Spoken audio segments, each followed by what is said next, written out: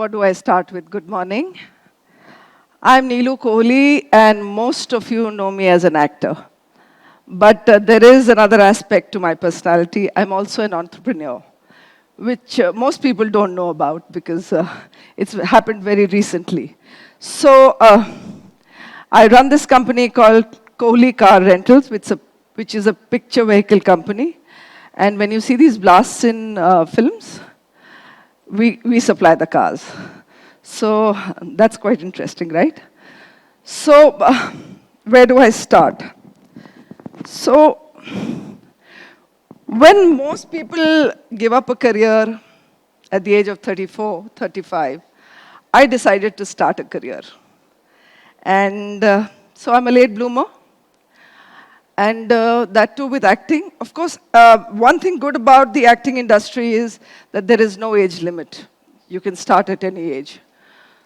So, though, about 30 years back, it was difficult because it was not considered a very noble profession.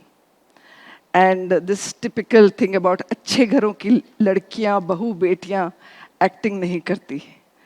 So people around me couldn't understand why I couldn't be a teacher, a tuition teacher, or maybe a boutique owner, or why I couldn't work in a bank. But destiny had acting for me, and acting was given to me. It fell on my lap like a platter. So it was as if it was his own plan. And I have done theater right from childhood, but never did celluloid. So venturing out at an age when people switch off their lights was the time when I was looking for my light. And I found it. And I loved the process. Of course, I was running against time, and I had to achieve a lot more than other people had achieved because they had started young. So there was this thing about, running this race against time, and while the rest of the people sat in their makeup rooms, I would sit at the monitor with the sound dada requesting him कि please मुझे देखने दो बाकी लोग कैसे acting करते हैं, because that was my only teacher. So my makeup guy would get angry because the makeup would crack, and but I had to learn. And for me, it was not about looking good. It was about presenting myself in such a way that it doesn't look that I am acting. So, because at one point of time, I had heard Mr. Raj Kapoor, and he had said, acting is all about listening. So, I used to listen to myself. But to achieve that, what people think it's very simple, it's not. It requires years of practice and riyaz, which I say. So, I finally cracked it and had a successful career of about 25 years and did various TV serials and a bit of films because, once you get into the world of TV, it's difficult to come out. So I was enjoying my work. I was enjoying everything. Enjoying in the sense, it was giving me security. It was helping me help my husband educate my children, make a better future for them. And that, I think, is the biggest satisfaction for a woman. So that was the satisfaction I was getting out of performing. I think by then, I had not really registered here that it was my passion. I just did it out of duty. Slowly, I set the ball rolling, and then came the year 2023, 24th March, which changed my life. It started as a normal day. My husband set out for work, and by the end of the day, he was no more. My life changed.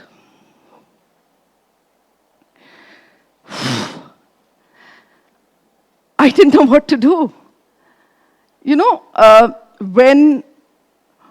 When your life is all about happiness and everything going right for you, suddenly this Just thing that changes just 360 degrees for you. Not even 90, not even 180. And you're thrown off gear. So this entire, arc of mine, from shock to disbelief to despair to hopelessness to acceptance. It might just sound like a sentence, but it took me a lifetime to live this, and I lived it. I didn't know what to do. Should I mourn his death, sit in one corner, cry? But no, there was work to do. I had to stand outside government offices. I had to stand outside banks, inside bank queues, stand outside production houses, asking for his dues. And yes, it did leave me physically, mentally, emotionally, and financially very low. The ideal thing would have been to shut the business, but I didn't want to do it. So from someone who just knew how to open the back door of a car, sit and instruct my driver to take me to the shoot, was suddenly talking of radiators and carburetors, and I knew nothing about it. But I had to pretend to know everything, because I had to keep it running. One, for my satisfaction, and the other, because we couldn't shut it overnight. So here I was this passionate actor who spoke lines, and suddenly was behind the camera doing car bookings. Not something that I really liked, but I did it. और देखते ही देखते, जैसे कहते हैं ना in filmy language, time passed by. And, I would start my day like a zombie. Getting up from bed used to be a painful affair, because I had this brain fog all the time. I used to feel pukish. I used to want to throw up all the time, and I used to feel I used to feel giddy all the time. And everything right down from here would pain. I didn't know what I was going through till I addressed it. And this is where my healing started, addressing the situation. I was diagnosed with something called a nervous breakdown. I mean, how many of us have heard of a nervous breakdown? We say it so casually. Oh, the paper wasn't good. I nearly had a nervous breakdown looking at this. That's not a nervous breakdown. What I had was a nervous breakdown, where your mind and your body are not in tandem, and they're not functioning properly. And you're in pain, and you can't comprehend anything. That's what a nervous breakdown is. I may not know the exact terminology, Sneha would, but it was of course psychosomatic, but also became a very, very big physical difficulty and a disability in the way I functioned. So I decided to address it. And 7 doctors and 9 months later, I was cured of a nervous breakdown. And then came the next question about addressing myself. I was 14 kilos heavier by then, and I wouldn't look at the mirror. An actor who wouldn't look at the mirror is not something very nice for an actor.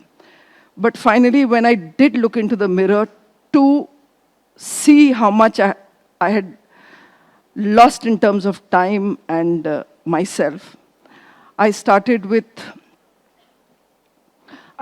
yoga. So with yoga and breathing, slowly I improved.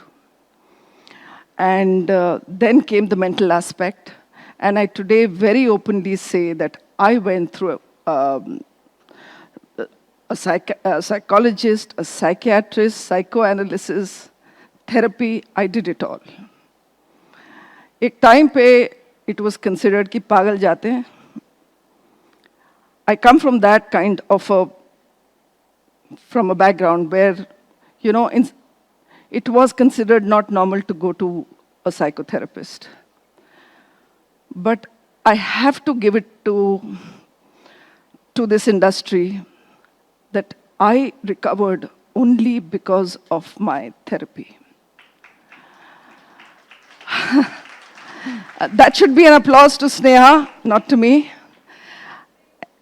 Anyway, then came the next question of facing the camera back again. I had given it up totally. I never thought I would face camera back. 3 years had passed, 2.5, and I said, I can't do this. But my children were insistent. My people, my supporters, my family, all those people who loved me, wanted me back on camera. I never thought I could do it, but I started with this podcast for a very famous social media platform. And I was told badly. I was told because I was taking far too many pauses in forming a sentence. I had just come out for the first time. And I read all the comments like, Jaldi bol, subah panvel nikalna hai, and Are baap re, itna footage khayegi to kaise hoga?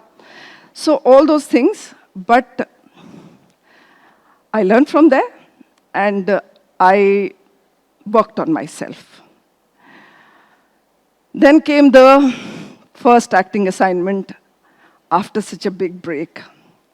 I was very nervous. And it was this project which was to be shot in London. And when I reached the set, we were shooting on the streets of London. And just because before the shot, I got this huge, panic attack, anxiety attack of performance. So many of today's speakers have spoken about performance, and I did have a huge anxiety and panic attack, and I just went hysterical. I cried, and I could see from the corner of my eye the producer looking at the watch, because it's not very cheap to shoot on the streets of London. And my director was very compassionate. He gave me that liberty. And I think I really needed that. I needed that, I needed to get that out of my system. And with those tears came, I washed away all my anxiety, I washed away all my fears. And those 3 lines that I said in that scene were the biggest achievement of my life. I was known in all my career to know my co-artist lines, my lines from the past scene, everything. और वो 3 लाइनें मेरे लिए उस वक्त were my biggest achievement. And then followed the other scenes, of course, and by the end of the day, I was like this winner. I was so happy with myself. I went home, I went to the hotel, and once I reached back home, I realized that I was very happy. I was smiling, and I was healing. I loved this new me that I saw. People around me were happy because I was making them smile. My children had that load off their head that what are we going to do with our mother? They started progressing in life. And then I realized that how important it is to love yourself. This mother mentality of being there for the children, being there for the family, and you keep yourself last.